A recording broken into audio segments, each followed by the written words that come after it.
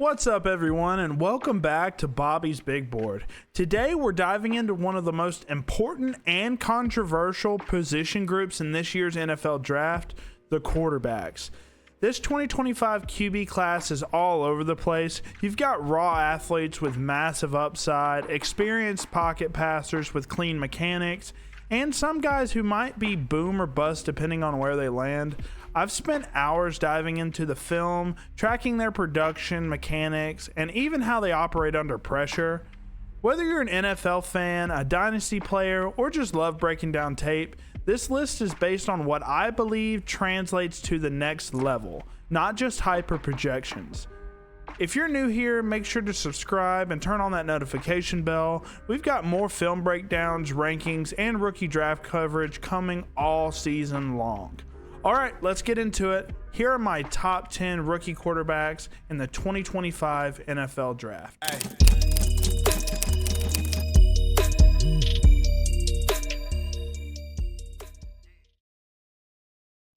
At number 10 on my rookie quarterback rankings, we've got Tyler Shuck out of Louisville. Shuck is a 25-year-old passer with a prototypical NFL frame, standing at 6'5", 219 pounds. His collegiate journey has been a long one, with stints at Oregon, Texas Tech, and finally Louisville. Unfortunately, it's also been riddled with injuries. He suffered 3 consecutive season-ending injuries, breaking his collarbone in both 2021 and 2022, and then his fibula in 2023. In his 7th and final season at Louisville, he finally stayed healthy and put together a full year, throwing for over 3,100 yards, 23 touchdowns, and just 6 interceptions. On film, Shuck is a true pocket passer with solid understanding of coverages and a ton of experience. He processes well pre-snap, rarely puts the ball in danger, and that shows in his interception numbers. He has a solid arm and throws with decent accuracy, especially in the short to intermediate areas of the field. However, his deep ball is inconsistent and lacks touch at times. Now, he definitely has some limitations. He doesn't possess any high-end physical traits. His arm is fine, but not elite. His mobility is limited, and there's nothing that jumps off the screen for me. The injury history is also a major red flag for NFL teams, but despite that, I believe he's good enough to be a spot starter in the league, someone who can step in and manage a game when your starter goes down. My pro comp for Shuck is something like a high-end backup with durability concerns. Maybe a guy like Mike White comes to mind. He's not going to push for a starting role right away, but he's a reliable option when you need him. He's currently projected to be a 5th-round pick, and I think teams with quarterback depth concerns would benefit from grabbing him there. Teams like the Vikings, Lions, or Titans could be solid fits. At number 9 on my rookie quarterback rankings, we've got Curtis Rourke out of Indiana. Standing at 6'4", 220 pounds, Rourke brings a solid frame and some of the best mechanical consistency within the pocket in this entire class. He was a 6th-year senior who showed steady development throughout his time at Ohio, but it was his final season at Indiana that really turned heads. In 2024, he led Indiana to their first ever college football playoff appearance, throwing for over 3,000 yards, 29 touchdowns, and just 5 interceptions, and completing nearly 70% of his passes. On tape, what stands out most is his arm strength within the intermediate range. He can really zip the ball into tight coverages within 25 to 30 yards. His deep ball is solid, but it tends to float a lot, which allows defenders time to recover. He's an exceptional decision maker, consistently finding the right option without forcing the issue. He rarely puts the ball in harm's way. But what really jumped out, I found out after watching his film that he played the entire season on a torn ACL. That's insane, and it explains some of the issues I saw with the mobility and pressure response, especially from his blind side. Despite that, he ran a 4.7 4.40, and I think he'll look even better once he's fully healthy. Now, in terms of limitations, Rourke isn't a high-end athlete and doesn't have elite-level arm strength. His age and injury history will likely cap his ceiling, and he's not going to give you off-platform brilliance or big playability.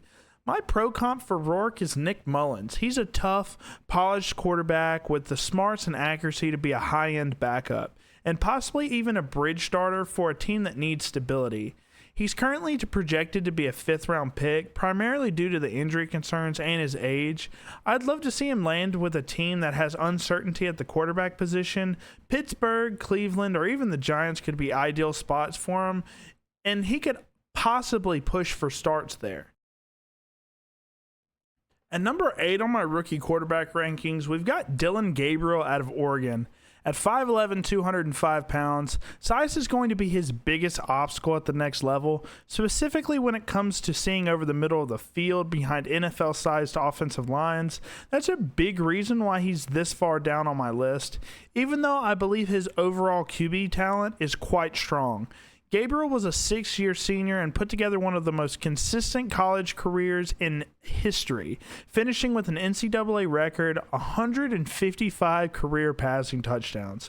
In his final season at Oregon, he threw for 3,800 yards, 30 touchdowns, and just 6 interceptions.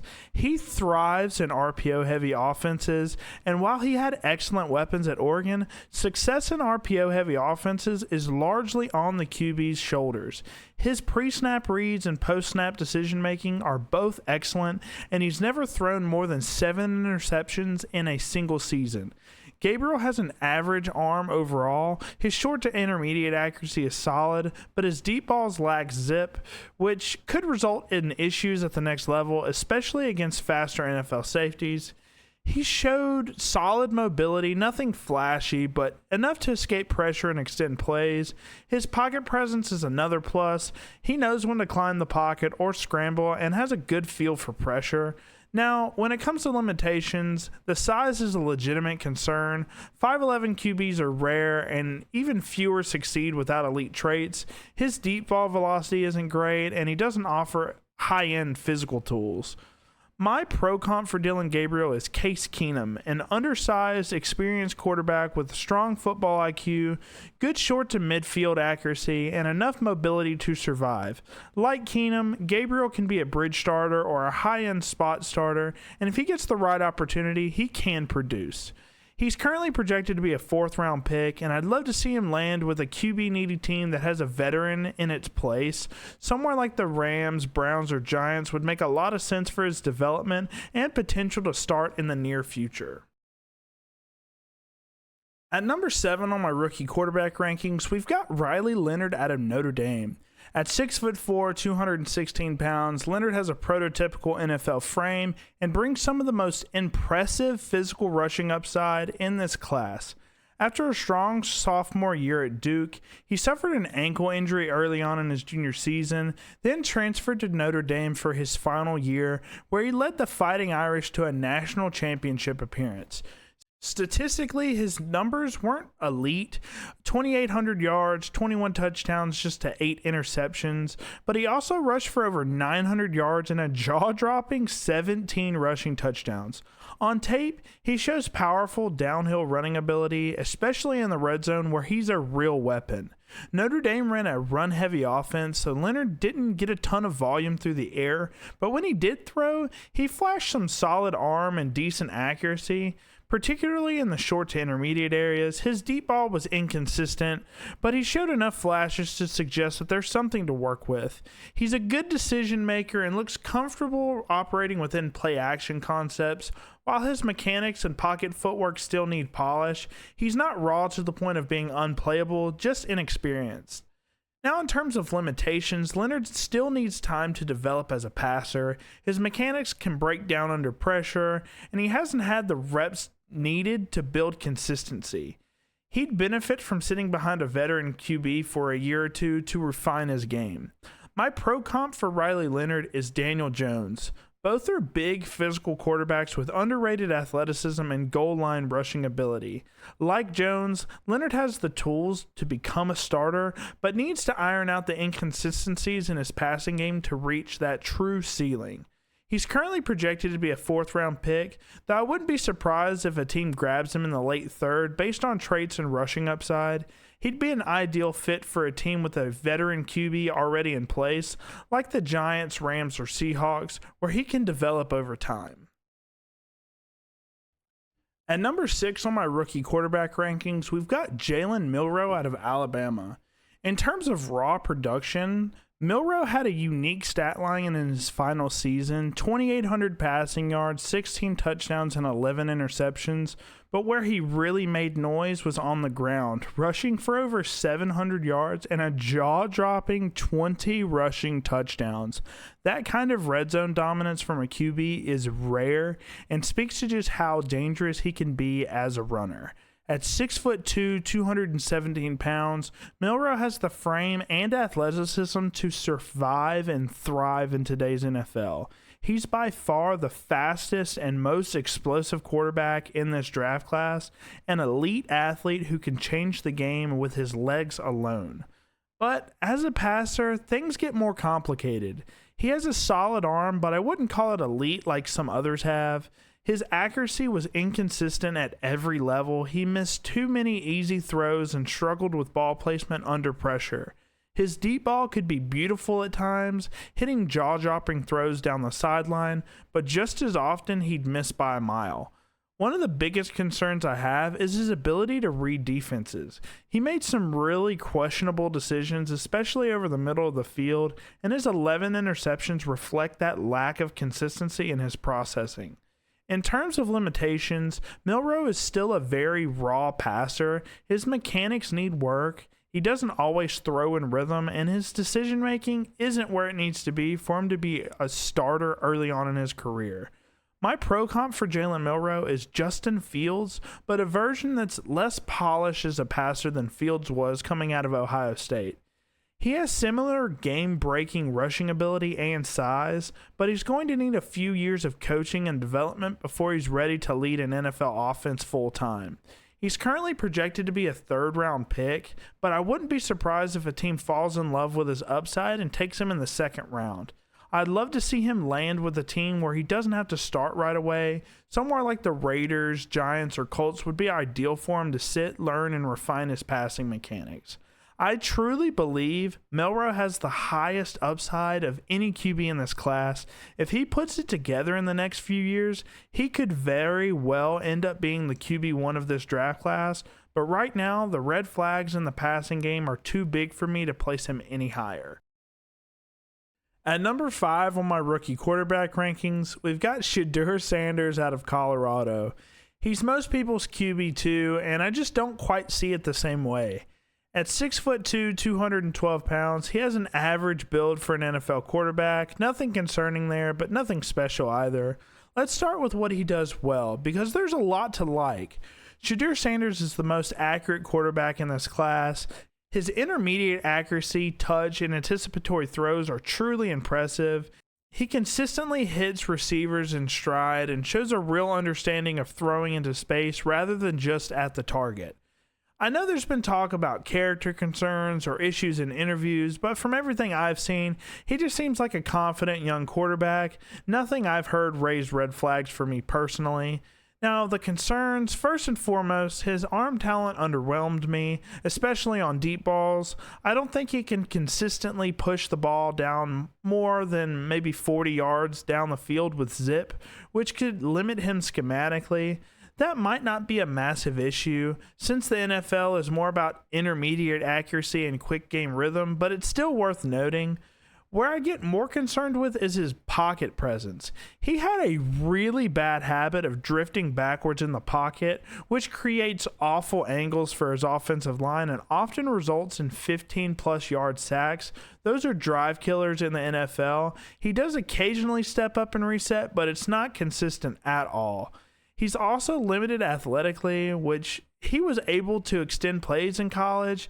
I don't think that'll translate well at the NFL level. On film, he looks slow, and I question how well he'll operate outside of structure at the next level. That said, he does throw well on the run, so there's some value when the play breaks down. My pro comp for Shadur Sanders is Teddy Bridgewater, a non-mobile, rhythm-based passer who can carve up a defense in the short to intermediate game, but lacks the physical traits to elevate an offense. If developed properly, I think Shadur could be a low-end QB2 at the next level. He's currently projected to be a top 10 pick, and while I think he can eventually become an NFL starter that's average with good coaching, I believe that if a team throws him into the starting role right away, it could hurt his development. And I do see him starting right away, unfortunately. I love to see him land somewhere with a veteran in place. Teams like the Giants to sit behind Russ, Rams behind Stafford, or Colts behind Richardson/Daniel Jones if they're not fully sold, would give him the breathing room he needs. But if you're spending a top 10 pick on a quarterback, I'd want someone much more pro-ready than Shadur is right now. At number 4 on my rookie quarterback rankings, we've got Jackson Dart out of Ole Miss. At 6'2", 223 pounds, Dart has a sturdy frame that should hold up just fine at the next level. Now, let me say this. Some of the best throws I've seen on film from this entire class came from Jackson Dart. He has had multiple big-time intermediate completions where he throws in stride with anticipation and touch. He also hit Trey Harris deep downfield plenty of times, showcasing good vertical ability when everything clicks. His short area accuracy is solid as well. While he did show rushing upside in college, I don't think it fully translates to the NFL. However, he does have enough athleticism to extend plays and keep things alive outside of structure. That said, Dart is far from a finished product. He has the tendency to play hero ball, making some really poor decisions when trying to do too much. That aggressive mindset also leads him to take unnecessary hits, and while he's a competitor, that's not going to fly at the NFL level if he wants to stay healthy. His pocket presence is also a concern. He'll run into sacks that could have been avoided with better awareness, and while the numbers look good, we can't ignore the context. Lane Kiffin's offense is very QB friendly, built around one-read throws and quick decisions. It worked well for guys like Matt Corral, but the transition to the NFL could be a big leap. My pro comp for Jackson Dart is Drew Lock, a quarterback who flashes serious NFL starter ability, but needs to clean up his decision making, improve consistency, and prove that his playstyle can hold up outside of a scheme that simplifies the process. If it all comes together, Dart has legit upside, but that if is doing a lot of work. He's currently projected to be a second-round pick, but I wouldn't be surprised if a team takes a swing on his upside and grabs him in the late first round.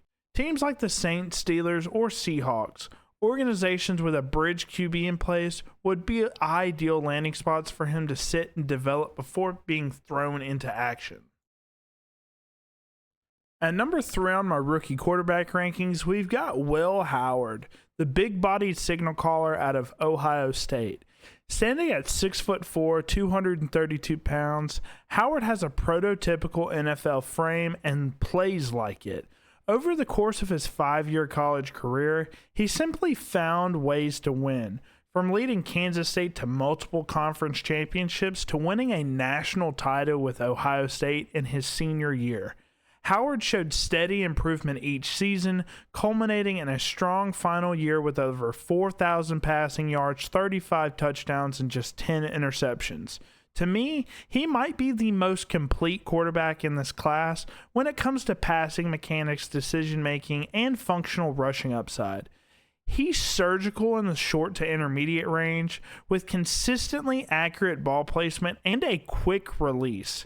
His deep ball, however, is very underwhelming. Throws over 40 yards tend to hang or miss, which could limit him in certain vertical heavy offenses.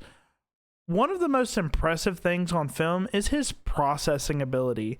He resets his feet after each read, works through progressions quickly, and consistently throws to his second or third option without hesitation. As a runner, Howard uses his size to his advantage. He's a physical runner who can move the chains on QB keepers and is athletic enough to make plays with his legs when needed, even if he's not a dual threat per se. In terms of limitations, it really comes down to the lack of deep ball velocity and the question of scheme fit. He's a rhythm-based passer who's going to shine in the quick strike or West Coast style system, not a bombs-away vertical attack. My pro comp for Will Howard is Tua Tagovailoa. Both are high IQ passers who excel in the short to intermediate game, and both are very mechanically sound. The difference is that Howard offers more as a runner and doesn't carry the same durability concerns that Tua did coming out of Alabama. He's currently projected to go in the 4th round, but I wouldn't be surprised at all if a team takes a shot on him in early day 2. Teams like the Saints, Steelers, or Colts could make a ton of sense. Places where he could compete early or sit behind a bridge QB and further develop. At number 2 on my rookie quarterback rankings, we've got a guy who completely surprised me on film. That's Kyle McCord out of Syracuse. You might remember his name from his time at Ohio State in 2023, but he transferred to Syracuse for his senior year, and wow, did he deliver.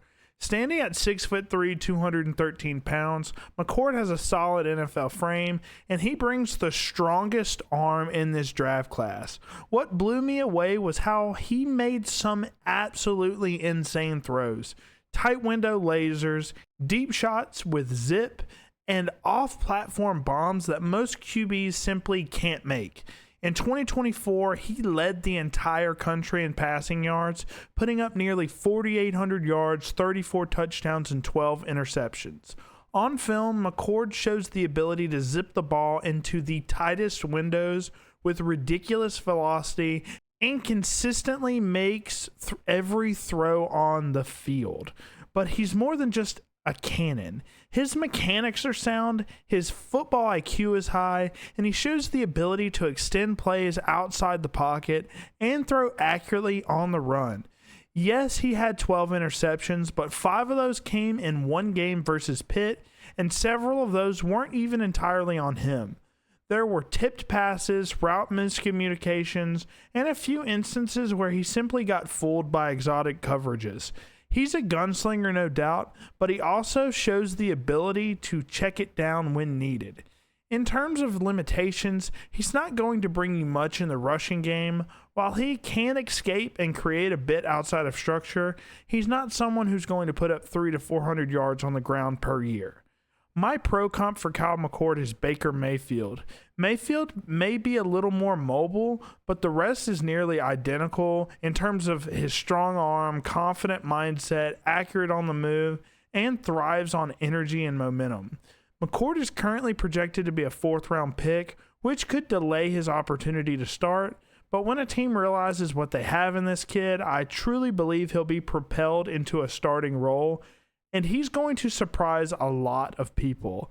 I'd love to see him land somewhere with a strong wide receiver room and a clear opportunity to develop into the guy. Teams like the Cowboys, Colts, and Cardinals would make a ton of sense for me. If given a real shot, I think McCord could develop into one of the better pure pocket passers in the NFL. At number 1 on my rookie quarterback rankings, we've got Cam Ward out of Miami. At 6'2", 219 pounds, Ward has the frame to play at the next level without any size concerns. What stands out most about his college career is his consistent growth year after year. Over his 5 seasons, he leveled up as a passer every season, capped off by his massive senior year at Miami with 4,300 passing yards, 39 touchdowns, and just 7 interceptions. Ward's calling card is his off-platform playmaking ability. He has Mahomes-like traits when it comes to arm angles, improvisation, and creativity outside the pocket. He can throw from any platform, sidearm, fading away, rolling out, and make it look effortless. While his arm isn't elite in terms of pure strength, it's more than good enough to make every throw on the field. His short area accuracy is solid, and he thrives when he's given the freedom to freelance and create on the fly. That said, Ward does come with some red flags. He has a tendency to play hero ball, sometimes forcing throws across his body or into double coverage when the play breaks down. He also had fumbling issues, which will absolutely need to be cleaned up at the next level. He's a solid athlete, but I do think he walks a fine line when roaming outside the pocket. If defenses are disciplined and contain him, he may struggle to operate within structure. His pocket awareness looked decent on film, but there's a real question as to whether that part of his game will translate consistently against NFL pressure. My pro comp for Cam Ward is honestly a blend between Mahomes if he hits and Zach Wilson if he doesn't. That might sound dramatic, but it speaks to just how high his ceiling is and how low the floor could be if he doesn't clean up his mechanics, ball security, and decision making. He's currently projected to be a top 5 pick, and all signs are pointing towards him going number 1 overall to the Titans. While that's exciting, it also worries me a bit.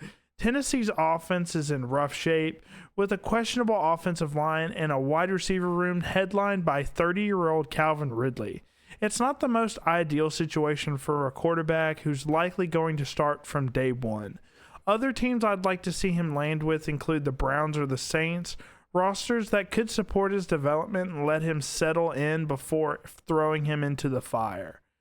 Ward has all the tools to become a top 10 quarterback in the NFL, but he's going to need the right coaching, the right support, and time to work out the rough edges. If he hits, he could be special. And that wraps up my top 10 rookie quarterbacks for the 2025 NFL Draft.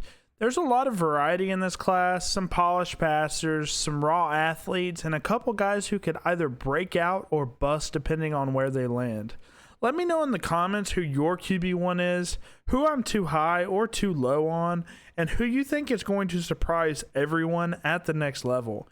If you enjoyed the breakdown, make sure to like the video, subscribe to the channel, and hit the notification bell so you don't miss the next one. I've got more rankings on the way, including top 5 rookie tight ends and full rookie rankings by position to get you ready for your Dynasty drafts. Thanks for watching Bobby's Big Board, and I'll catch you in the next one. Hey.